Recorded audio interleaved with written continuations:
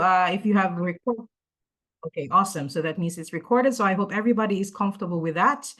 So I'm Jen Elmaco. I am the chair of the MCAA GEDI Working Group, and I'll be your moderator for this session on strengthening the researchers' mental well-being. This is part of the Around the World series that is headed by, of course, our communications working group headed by, as I mentioned earlier, Ashish.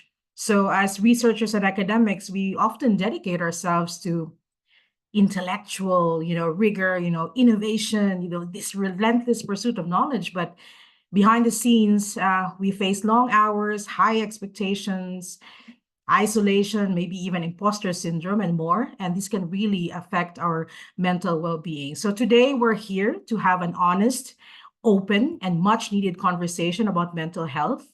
And with that, I am very proud to welcome the chair of the Marie Curie Alumni Association, John Maria Greco. Thank you so much for joining us, and let us know about how this came about, because you've been also instrumental in the start of this task force. So John Maria, please. Hello, everyone. Thank you, Jenny, for the nice introduction. It's very nice for me. I'm very honored to be here because mental health has always been a core topic for our association. There was a task force on mental health for quite some time, and that led to a series of also external projects. But that for quite a few years, we had several members that were active on the topic, but there was not a formal task force anymore. So the association has been quite active again, but not in a formal way. So the idea of having a task force again, it's precisely a way to push forward and put on our agenda more formally. So I thank you, Francisco, for reaching out and saying, okay, mental health, we've been discussing a lot about mental health for a few years now. What can we do to put forward? And that's where the suggestions to try to create a task force on mental health came from. So I'm glad for Jenny for embracing this idea. I would just say that thank you very much. We usually don't launch officially task forces, but this is kind of a first, but it's a nice thing, and maybe something we should look forward as a practice to develop. And just thank you again for joining this, for the interest into this webinar, and hopefully you can join the task force and contribute to pushing the topic forward.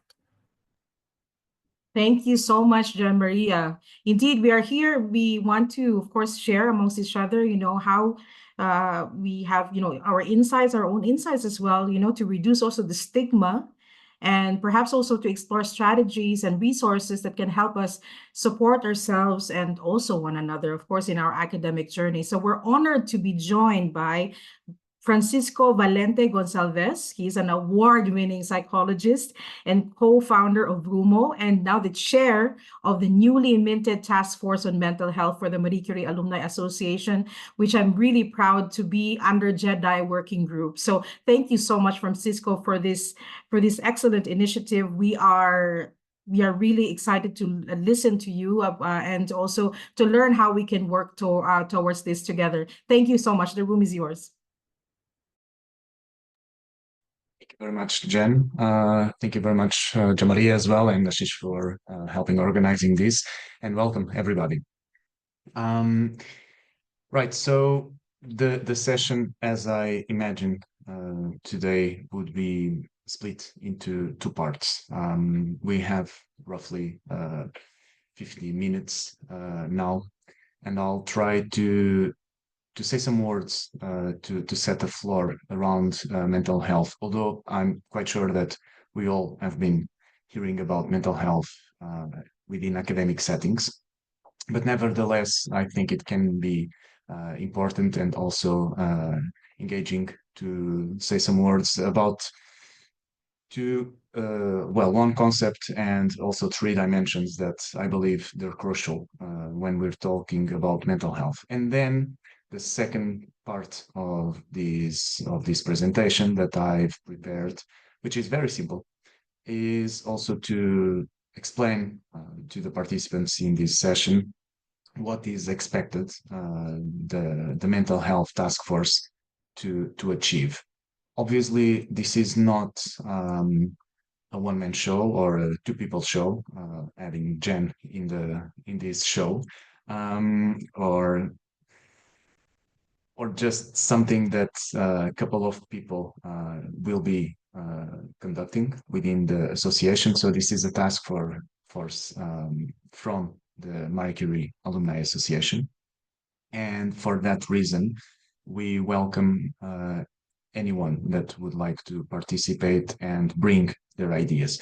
Obviously, there's the need to understand how to achieve those ideas, and we'll have time to talk about that later on this presentation. So, without further ado, I'm going to share my screen, and I'll just ask you guys to confirm if you're seeing the screen. Yep.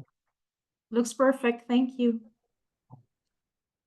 Okay, so talking about threatening the researcher's mental well-being, I will start to say that it's okay not to be okay, and probably you've heard or you've came across this empowering sentence or this comforting sentence that someone maybe once or twice told us, or that you said to someone, it's okay not to be okay.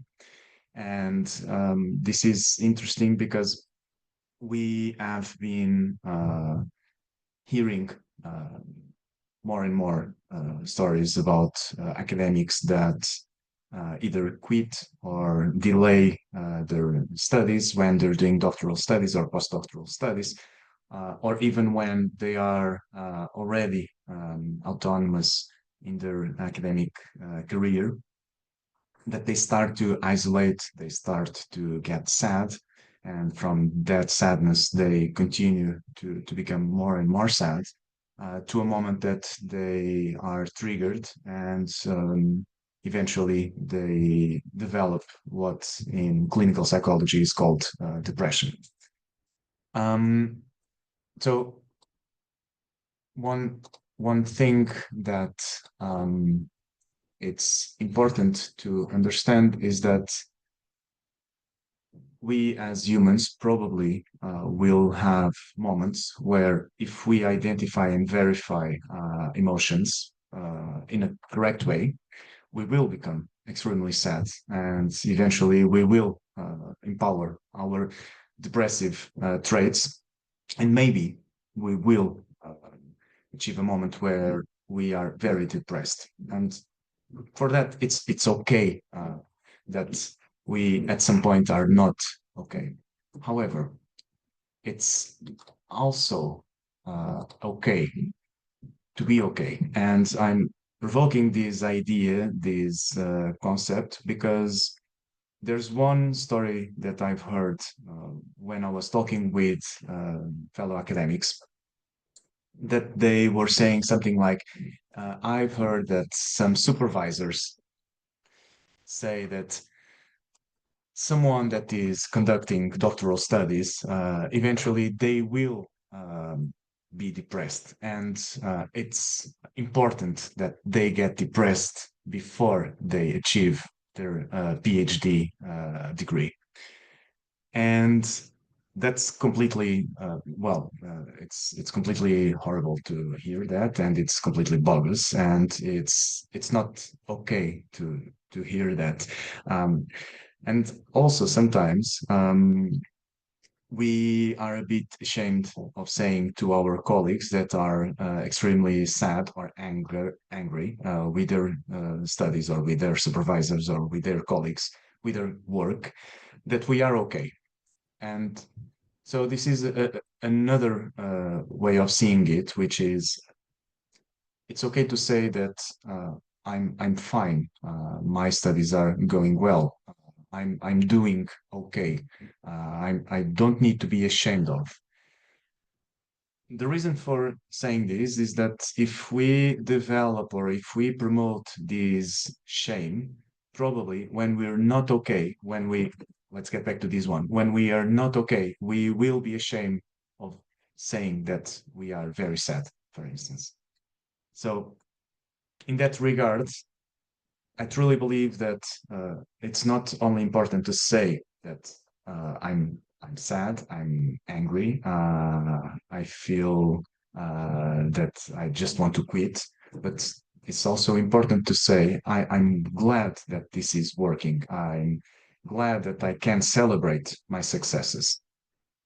How many of us, I'm not going to ask this in a survey, but just for us to reflect on, how many of us had a very good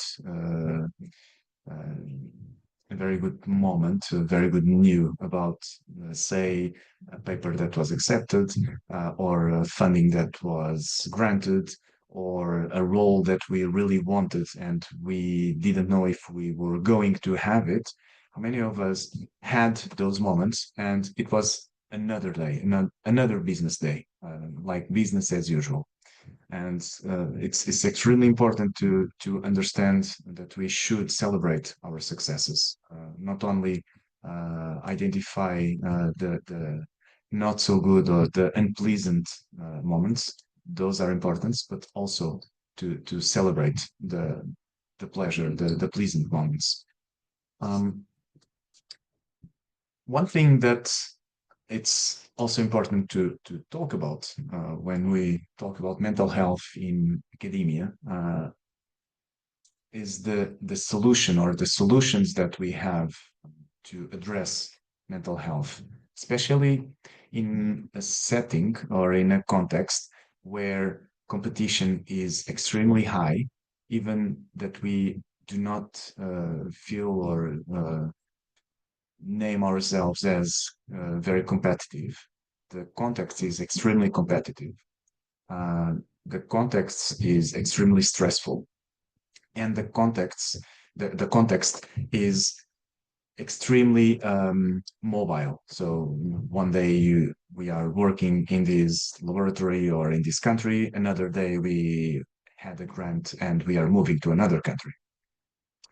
This third option might not be the reality for everybody in academia, but it's a reality for a good part of academics. And for us as MCAA fellows, we know that there's mobility within academic settings. And another issue is that within academic settings, sometimes support is not a reality, either counseling, psychological interventions, or even peer support, because of the reasons that, well, more reasons, but these last ones that we've been addressing, like being competitive. I'm not going to say to my colleague that I'm having a very bad day or a very bad period, because I don't want to seem weak. I'm not going to say this to my supervisor, or if I am a supervisor, I'm not going to say this to my PhD students, because I don't want to seem weak. And I don't want to just stop working, because I know that if I stop work, I will become in a position that it's not the position that I would like to be, to get to a new role, to get in a moment where I'm developing work for new papers, new research, etc. One of the solutions that we as clinical psychologists have been observing is that people are using more and more technologies such as ChatGPT to address mental health issues. And there's already a good amount of research on AI and mental health. I like especially this paper where it presents opportunities but also limitations.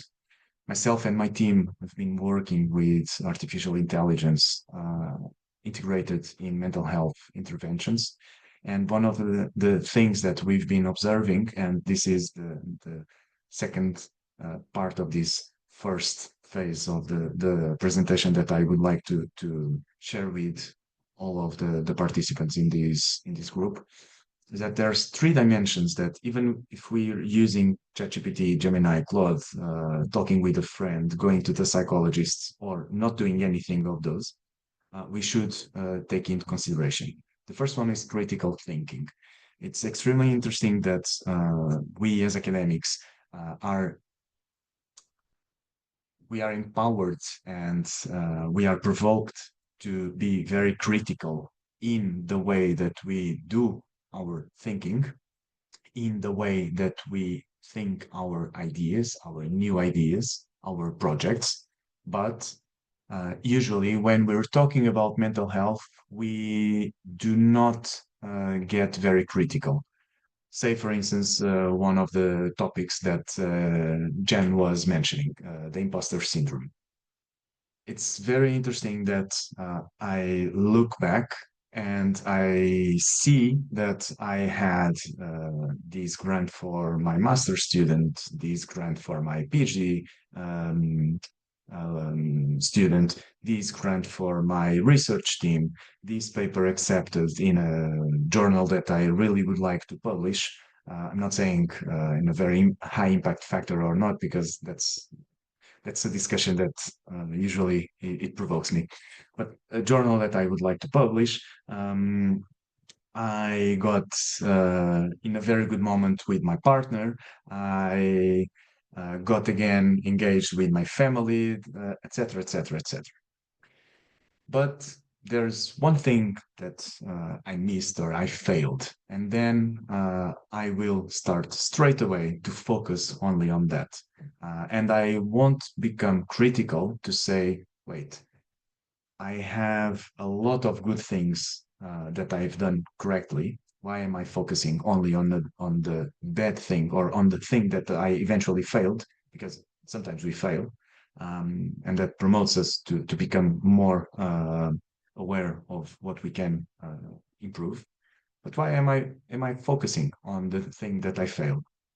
And so it's interesting that academics, although we use on our daily basis, work daily basis, our critical thinking, we do not use critical thinking when addressing mental health issues, and that's quite interesting. The second one is curiosity. And this is another one that works exactly the same way as critical thinking. As an academic, I need to be extremely curious about topic or topics that I'm working on. I need to address my work in a curious way. I need to empower and promote curiosity in my colleagues, in my supervisor, or in my students. But then I do not, or usually I'm not very curious about my mental health. And one of the reasons for that, there's a good range of reasons, but one of the reasons that I see in clinical appointments is that I'm afraid of what I'm going to discover. And because I get completely fulfilled by fear, which is one basic emotion, one of the 5 basic emotions that makes us stop and become apathic.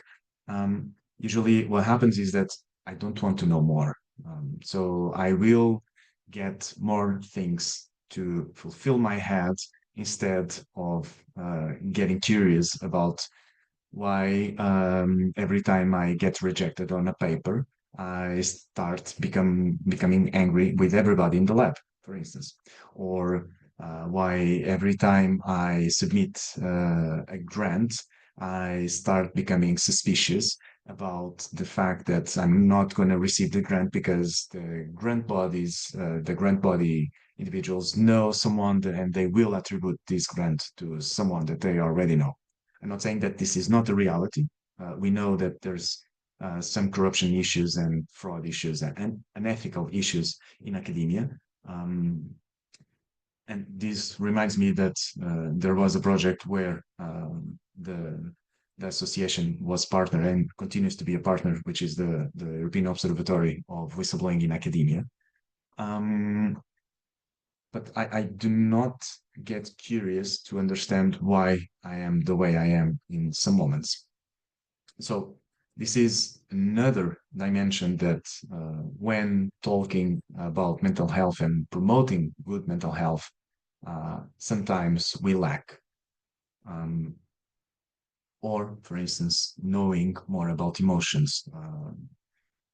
We tend to disregard or fly away from some basic emotions such as sadness or rage. And when we do this regularly and when we do this in a way that we do not understand the advantages of using those emotions in our benefit, what may happen, it's not absolute, but what may happen is that we start losing our capacity of also identifying and recognizing joy. So if I cannot understand or live with sadness, it's very difficult. It's very hard to understand joy. There's a good movie that I usually recommend to my patients, which is called Inside Out. Probably you've heard about. If not, see it. And if you did see it again with your curiosity vein totally active. And the third dimension is creativity. And creativity is extremely useful when we're doing research, when we're in an academic setup, because I need to be creative to solve a problem that I'm facing in my research. I need to be creative to get my students engaged or to engage with senior members, senior colleagues that I want them to notice my work in a way that I show them the impact of my work, and from there, like a snowball, getting things that I would like to achieve. I'm not very creative when I'm addressing or thinking about mental health. And this is a problem because if I'm not creative, I'm not going to be able to design strategies that can tackle some of the issues that I'm facing. And if I'm not addressing these issues in a creative way with strategies that fit myself, because what works for me might not work for Gian Maria, for instance, and vice versa. So if I'm not creative enough to design strategies that are tailored, that are useful, especially for me, probably what will happen is that someone is going to tell me, please try meditation if you are very anxious. And I try it once, I try it twice, and meditation is not for me. I can do something else, but meditation is not the right strategy for me, or is not the right strategy at the time for me. And what happens is that I quit doing that strategy and I become angry or sad because Gian Maria uses meditation and uses it really well, and it works for him, and for me it doesn't work. And now I feel that I'm a failure because I cannot even start doing something to address my anxiety, for instance. So those are the three dimensions that, if we look, we are very used to use these dimensions. We are very capable to use them, but when talking about mental health, we probably do not use them correctly, or we don't use them at all. So I believe that those dimensions, with the right tools or the right support, professional or social, can be engaged and empowered in a way that we can then overcome some of the mental health issues that we may face throughout our career and, let me add, our personal lives. I'm just going to use a couple of minutes to talk about these initiatives that were also an inspiration for the work that we're doing here. So this is, as mentioned before in the beginning, it's not a one-man show or a 2 people, 3 people show. This is a work that started. Some of you may know Brian Cahill, and in Krakow, we were talking about when did we start talking about mental health in academia? And I think it was in 2016, 2017. And since then, lots of people have been engaging and promoting actively mental health activities and initiatives within the Marie Curie Alumni Association. And some initiatives had a very good impact, and they continue to be useful either to get more information or to inspire projects that will continue to address these issue. And well, a caveat, we started talking, this group that did some initiatives within MCAA started to talk about this in 2016, 2017. But before us, others have been talking about mental health in academia, of course. This is another project that was very impactful as well on mental health and career evolution for academics. And these, I mean, I've been integrated in the teams of these 2 projects, and at some point, I didn't have any more time to do anything else. But there was always this idea that there should be something stable, simple, not with a, let me say it this way, with a good and great ambition, but with this kind of attitude, smart, so specific, measurable, achievable, and relevant, and also time-based, in a way that there's so much that we can do when we say, if we all closed our eyes and someone said to us, okay, let's think about the Marie Curie Alumni Association Mental Health Taskforce. And I don't know how many people we have now in the session, but so 20 people. I would say that at least 2 ideas of each of us would show up. So we would end the session with 40 ideas. And that's great, but at the same point, it's important for us to understand that things take time, and we all know that we have our work, the work that we do for the association is volunteering, and the work that we aim to do in this field shouldn't be fast, should be continuous, should be regular.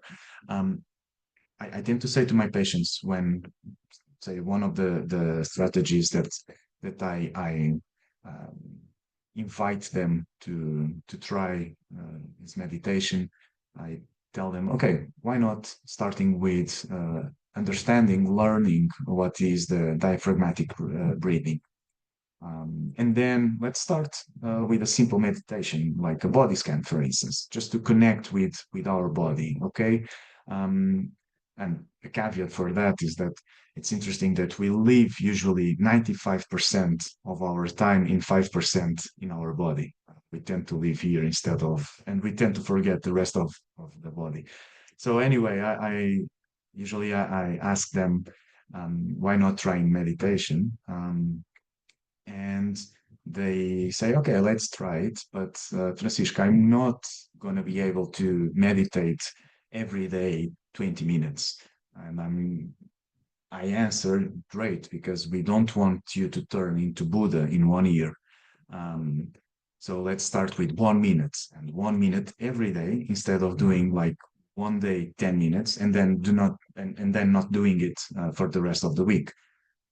So the work that we start today with this launch of this task force is a work that when we change positions, when more people come and when someone takes over and continues to do this task force, eventually, more people can continue to do the work and can add more stuff. So all ideas are welcome, and then we will see what is the efforts that we are able to carry on. I'm going to share here a couple of ideas that we already have, but this is just something extremely simple and just an inspiration for other possibilities. So the first one is to assess mental health of the fellows. Something similarly to what already happened within the RUMO initiative. So we are now in the phase of publishing the data from the staircase survey. And this is something that we can eventually do within the association, and maybe for specific topics, say some fellows that are parents, fathers, mothers. So having a survey specific for these individuals to understand what are the limitations, what are the needs, what are the opportunities to work on this type of events, of moments of the life. Then compile a directory of professionals. This is something that it seems extremely simple, but we tend to talk with each other saying, I need a psychologist. Do you have a reference?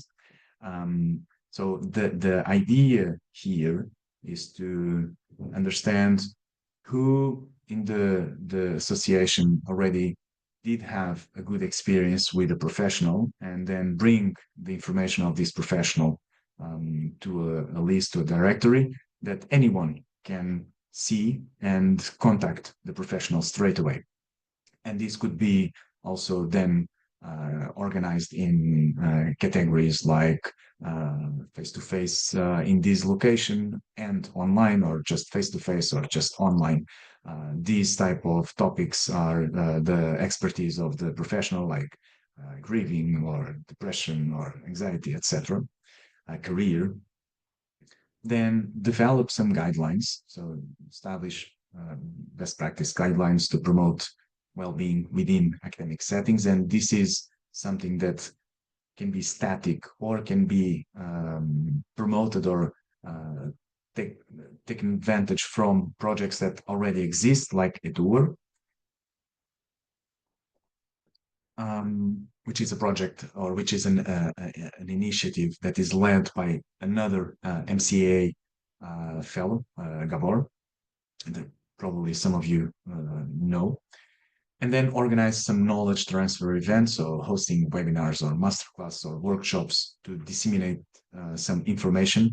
And this is something that we all know that we don't want another mental health webinar, but maybe say that we take the idea on the survey and we understand that in the association, all of the fellows, well, that answered the survey, obviously, but all of the fellows that are fathers or mothers or are taking care of children are facing a problem of time management. We can organize, for instance, a webinar specific for academics that are parents of children, for instance, and need some help to understand strategies to improve their time management.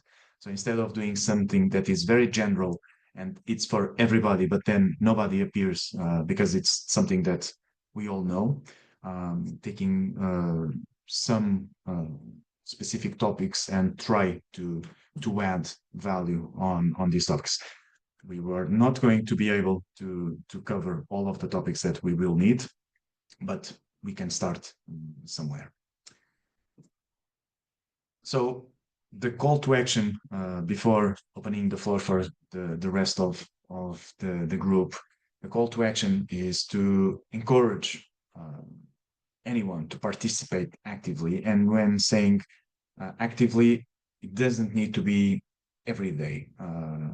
We need to understand what's the capacity and the time that we can invest in helping a task force. And for me, maybe it can be, for instance, just helping disseminating. So I'm going to be the person that every time something comes up about mental health, I'm going to send it to a couple of friends by email, for instance, that I know that they're MCAA fellows as well. For me, it can be I will help to target professionals that are mental health professionals and have experience working with academics, and will help categorize these table, for instance. For me, is doing some survey dissemination or some data analysis. And we need to be extremely honest with ourselves, especially because, as mentioned, we want this to be impactful, but we know that this is something that should last forever, to a point that is just another pillar, another cluster within the association, instead of being something that shows up, it's great for 1 year and then disappears. We don't want that to happen. By saying this, I open the second part of this second phase of the presentation, and I would like to promote a bit of discussion about what you think and what would be the ideas or comments that you all have. Thank you very much. Thank you so much, Francisco. A lot of things that I've been taking notes as well, like the tenets that you have introduced on critical thinking, on curiosity and creativity, and even this important reminder to all of us that we have to be honest with ourselves. And I also wrote in the chat that I struggle personally about this to say it is okay to be okay, because there is this guilt, that is inside of us, that we shouldn't be okay, or there has to be some struggle there somewhere, So I'm opening the floor as you suggested, and so for all of you, I think you can turn on your videos as well if you are comfortable. Otherwise, you can also use audio only as you wish, but we would love to have your thoughts and ideas. Perhaps, Christina, if you'd like to take the floor, since you have this comment on the chat, please do so. Thank you, Christina. Thank you, Jen, and thank you so much, Francisco. We didn't get a chance to have our separate meeting, but here we are. I'm very glad that I was able to join this. Unfortunately, I will have to leave a little bit earlier, since I have a PhD defense of one of our PhD researchers coming up soon. So trying to squeeze in a lot of things, but I would like to congratulate you for starting this initiative. I think it's really timely. I've been also involved in RUMO as an ambassador, I think 3 years ago. And starting from that point, I would say that it inspired me to start a peer support group in Finland. I'm located in Kuopio, like close to Santa Claus. We actually had snow this morning, so we are still in the middle of the winter, or kind of like transitioning towards spring, but it's always like this tricky in April. So it's kind of like fooling us in April, the weather. But going back to the peer support, I started the peer support is focusing on resilience and mental health. And I think it would be a good idea to maybe organize or think how we could have this peer support organized within the chapters. I also think that all your ideas are really great, and we need to think about to have a plan how we can start contributing, each one of us, as you said, Francisco. If each one of us could chip in a little bit. This is like a lot of volunteer work, but something that we can contribute to this initiative. Thank you very much, Christina. And totally, I see the value of a peer support group, which is extremely high, and definitely that we could. We already had in the past the peer support within MCAA, but the effort was so big that when Jen and I were talking about creating, for instance, something like a peer support, we learned from the experience, and we said, okay, maybe not now, because we know that the effort is so big, but identifying peer support groups that already exist and put them in a directory where members can go and participate, that would be a very good idea. Thank you very much. Yeah. Great. So let's talk more about it, how we can start organizing this together. Thank you, Christina. Anyone else who would like to take the floor?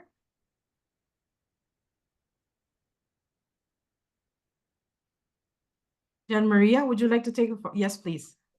You're muted. Yeah, perfect. Francisco, thank you so much for presenting that. Well, not just presenting, but for drafting the this layout of how the task force should work and the different steps and on how to focus it. I really like the adoption of the SMART methodology. And again, what you said, as Jenny remarked, about being the fact that we are volunteers, so we have also to be honest in the sense of the time commitment we can in the task force. Now, I want to ask something practical about synergies with the activities. Of course, the task force is starting right now, but what about synergies at least with activities that are already there or that are close to? Specifically, when we were discussing about what to do quite a few months ago, what to do about mental health in the future, and I suggest, okay, let's do a task force, recreate a task force. But my suggestion was, let's do it in JEDI, right? Not in policy. Once was in policy, in the policy working group. It's a different perspective. The JEDI working group, that perspective of the topics addressed and the way those topics are addressed in JEDI. And so what synergy, let's say, how you see this task force within, from the JEDI perspective, how can work with other topics, and how much mental health is related, is connected to EDI problems. And at the same time, also, do you foresee any kind of connection with the whistleblowing channel? Is there any way that the task force could interact with the whistleblowing channel, or the two things are completely, run onto different parallel lines? Yeah. So I would say that the first question is tricky because it's in JEDI. The task force is within the JEDI. Well, obviously there's easy links to make between the EDI dimensions and mental health, but there's also links with policy. There's also links with sustainability. Anyway, I do believe that the mental health topic or topics can be related to a variety of chapters that we have at MCAA. And I'm not extremely concerned about where the task force is positioned right now, because we are just starting, and eventually the task force is going to gain the dimension with the work that everybody may chip in, as Christina was also suggesting.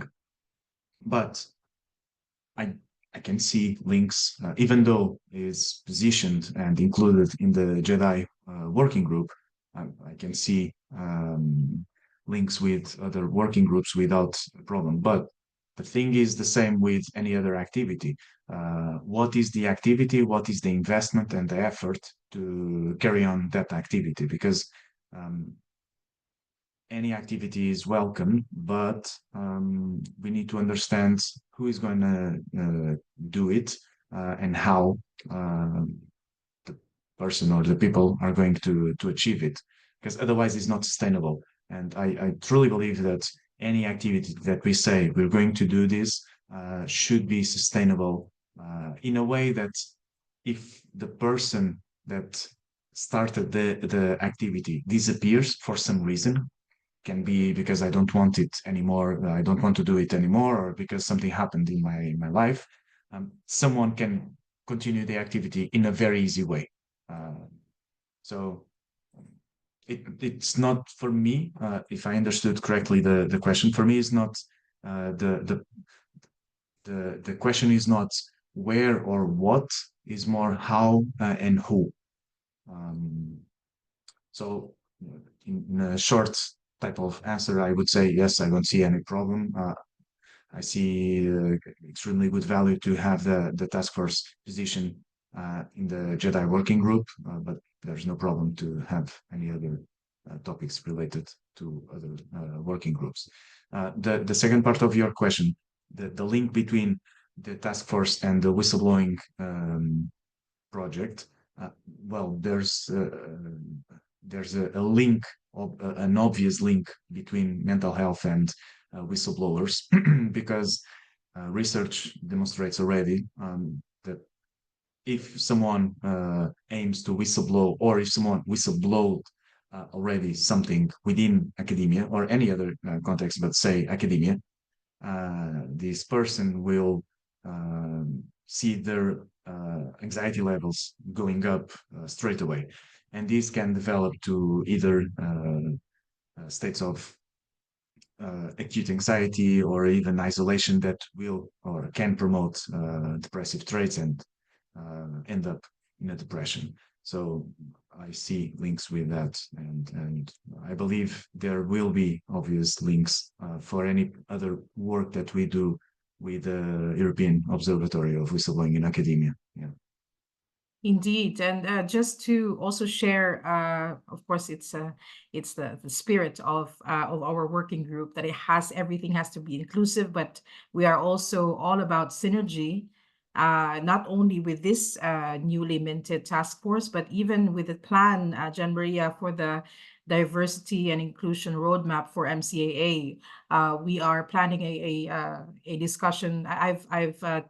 I've talked to the policy working group and the career development working group, to see, how we can work together. So this task force will not be any different. But I agree as well that we're looking at chewable, but also like actionable things moving forward, and hopefully with the support of everybody in this room. And please also bring your fellow alumni, your friends to join this, because I think this is the way that we can move forward. So thank you so much for that, Francisco. We have 7 minutes, and I see a lot of great ideas in the chat. So I don't know, Anna, Alessandra, if you would like to take the floor.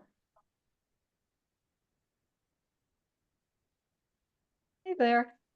Hi. I had a question about organizing workshops. So this is something that I've actually started doing in some of our local groups related to my own research. But we go to conference, especially student-led conferences, and we organize little workshops on just to talk about it, what are the main common problems, how you can mitigate it.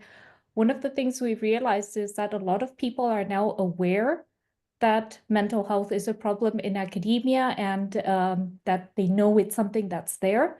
But when we asked in a room of about 100 students who had actually thought about how they're going to avoid it, how are they preparing for this, knowing that it's a problem, not a single person lifted their hand up. They don't know how to address it, how to prepare for it, how to actually be aware of it, even though they know it's a problem. So I was curious to know if there's a plan to organize little smaller workshops where you're actually in person, where it's easier to talk to people, that actually address these issues directly. And it could be as simple as problem mitigation, or how to prepare for your expectations. So make sure your supervisor and yourself have similar expectations when you get into a group. And is there a plan in the in this environment to do something similar? Shall we take some questions just around Francisco, and then you can answer all at once because we're running out of time. Joaquim, I think you'd like to take the floor as well. So then you can answer at one go. Joaquim, please. It's me. Yes, sorry. I'm sorry. I have. I'm in Portugal, in Lisbon, and I had extremely. It was very difficult to connect to you, Oh, so I didn't hear the presentation from the beginning. So please send me. okay. Yes, Francisco, please send your presentation. We'll make sure that it's sent to the group. Thank you for And the joining next us, Joaquim. time I will try to. We're happy you're here. You're here Okay. finally. So thank Okay. you. Okay, Francisco, would you like to answer?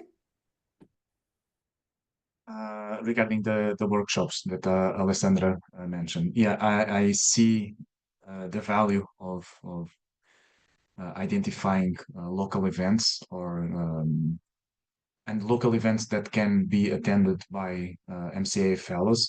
And as soon as I wrote local events, workshops, or conferences, I wrote straight away afterwards, the effort is very high. What comes to my mind straight away is that maybe quarterly. So every 4 months, we can have a collection of events that will happen in the future, and then we can share them with the community, something like that. Because if, well, we would be extremely happy if someone says, I want to do it monthly, and I'm happy to take 3 hours of my month to just collect all of the events for the next month, and I will be responsible to put the events on a list that we can then send it to the team that does the website management. If that happens, great. But if not, I see it to happen, but periodically. But yeah, that's a very good idea as well. Indeed, an excellent idea. And if you are in Madrid, perhaps with this, also with my fellow Spanish, Portugal as well, chapter, I would be willing to host in the house. Now it's getting sunny, so let's have that, of course. So you have at least one space that you can consider. Anna, I see that you have given a note as well here. Just for those who, because we're recording this, would you like to take the floor as well to say it live? Thank you, Anna. Everyone. This is a very nice topic and a relevant one. And I was actually a Marie Curie Fellow. And I think the whole experience in itself was huge. For me, I learned a lot. I had all the nice experiences in the institution, apart from the supervisor. And I think because this was some years ago, in the meantime, I've met other fellows, and I became aware that this is a more frequent issue. I think one of the things I suggest in the chat is to have the real dimension of this problem, because as it was mentioned here, a lot of people go through the problem and then they don't speak up. They are ashamed of acknowledging that somehow they fail to cope with the situation, and they don't talk about it, when it's actually not a problem of the person, it's actually a problem of someone else. You don't control the other person. You don't control the other parameters.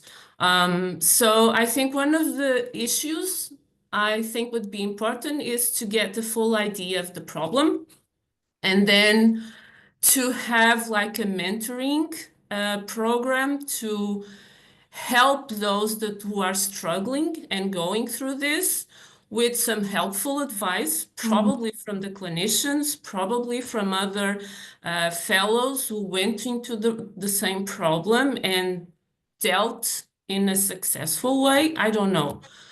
But this is, in my view, something that's more common and more recurrent than we know about. So Yeah, this thank is you. my experience. The going abroad, the mobility, all the good things that are behind the Marie Curie Fellow, those went great, apart from the supervisor who simply had the social skills of a dictator. So I didn't know that when I applied with the person. I only knew that after working with her.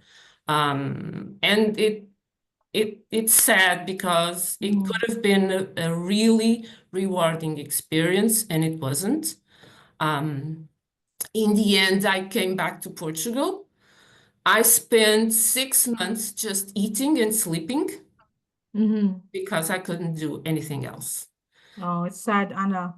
But thank you so much for your thoughts about this. And hopefully, moving forward, you would have a more, richer and more, fun experience when it comes to research. And of course, you're part of this family. So I think that's a good thing that comes out also by becoming part of the Marie Curie Alumni Association. So thank you so much for sharing your thoughts on Thank you that. so much. Thank you Yeah. so much. Thank you. So we're running out of time, Francisco. So I'll give you the last, maybe a few seconds just to wrap up your presentation. Yeah, well, just wrapping up and saying thank you very much for your presentation, for your participation. I mean, I already wrote some of the ideas that the group shared. Eventually, we will keep in touch through the JEDI working group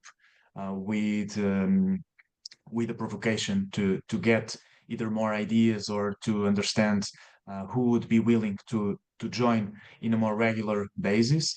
And yeah, we'll start in a simple but sustainable way, and all ideas are welcome.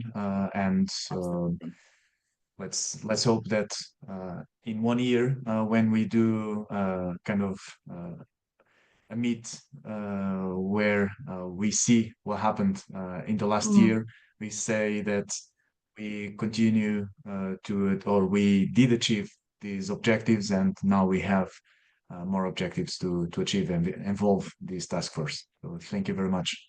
Thank you. And indeed, mental health isn't a side note, to academic experience or, academic research.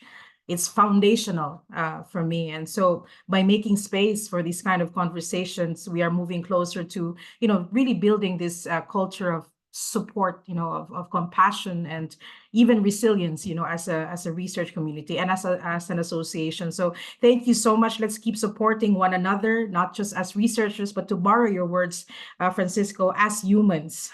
So thank you, most especially to Ashish Avasti, the chair of the Communications Working Group, for giving MCAA JEDI this space. So have a good afternoon, everybody. Bye-bye. Bye.